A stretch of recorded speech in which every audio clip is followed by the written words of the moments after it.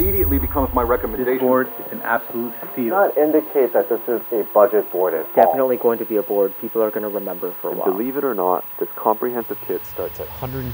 QK65.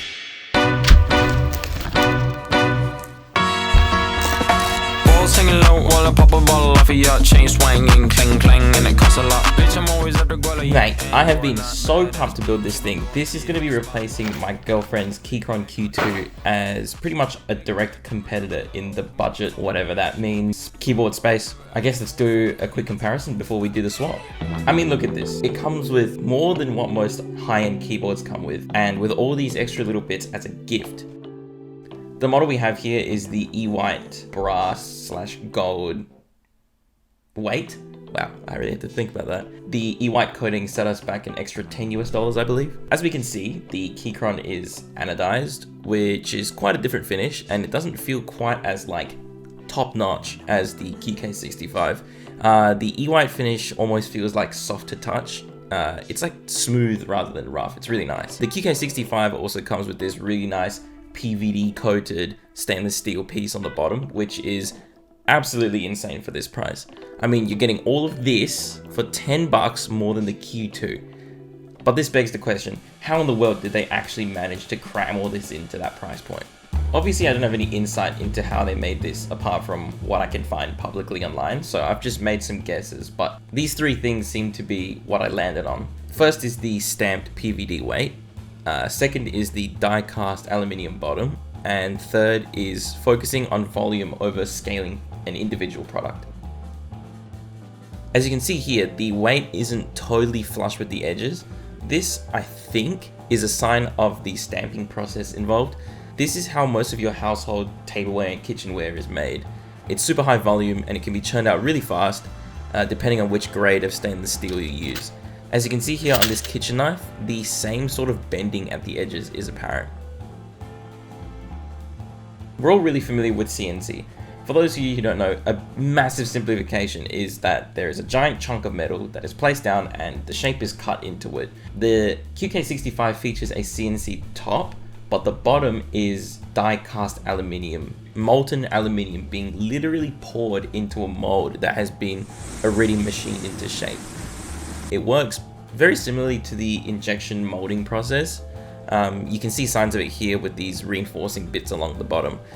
Because metal is being poured into the one mold, there's basically no waste involved, and that also helps scaling the project for more and more sales rather than, an individual. This leads us to our final point, which is focusing on volume rather than individual sales. I reckon every reviewer at this point has said that this keyboard can be sold for 2 times the cost and people will still buy it. I'd assume, however, that they've done their proper market research and realized that with their ridiculous reach and their influence being the sister company of Owl Labs, they can offer this at a beginner-friendly price, which targets a completely different audience. And with smart manufacturing, they can just churn out, bulk units and just pump them out. And this really works for broke dudes like myself.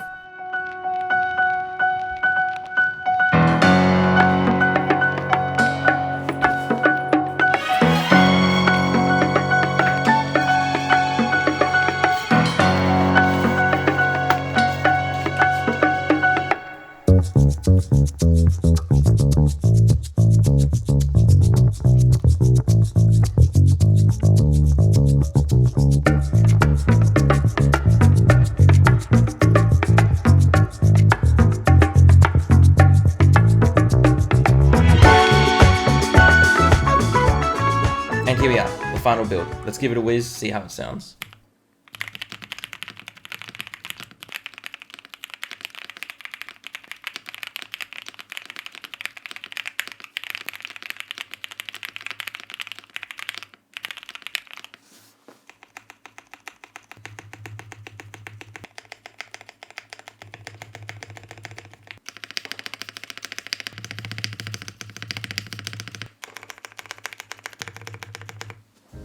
So how was the build itself? It was okay. There's too much plate foam for the keyboard and it wasn't cut out properly. So the spacebar area was like connected and it couldn't fit around the stabs. Maybe I was doing something wrong, I don't know. but I ended up having to cut out that whole piece. I noted as well from Near Lucid's video that when he tried to put it together and, you know, assemble it with the gaskets, there was too much foam for it to actually sit flush. I didn't quite have as bad of an issue, but mine did have too much foam still. Like, it fits funny. That being said, I don't think it affected the performance or like the feel or sound of the keyboard too much. So I put it all together. I realized that it sounded really mushy. I realized that it's because it comes with these like stab pads, I think they're called.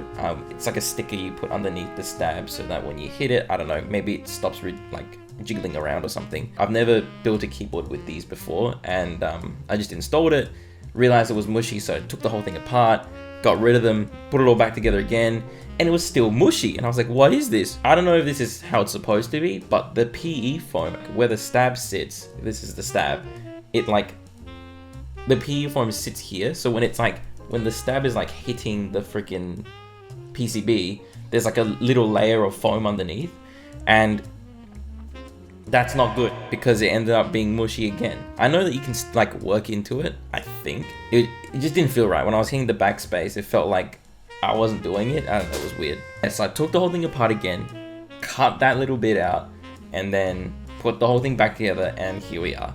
Yeah, this keyboard really is awesome, and at this price point, it's definitely unbeatable. You can really excuse the build process and all the weird little foam bits because it is only the first round that they've made, and it's like, it's so cheap. Obviously, everything I've said about cost cutting and how it's been manufactured is just my take. I'm no manufacturing expert, so if you are, please, and I've said something wrong, please correct me in the comments, and I'll try pin as many as I can. I think you can only pin one though, I'm not sure.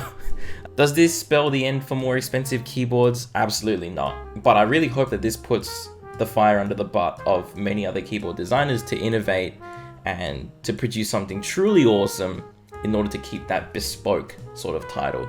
If you're curious as to how I found this keyboard, I made a quick little video about how to buy a custom keyboard, so you can suss that if you like. But otherwise, please chuck us a sub if you like this content. If you don't, then don't sub, that's totally okay, no pressure at all. But yeah, thank you very much for watching. I hope this helped, and I guess I'll see you in the next one. Cheers.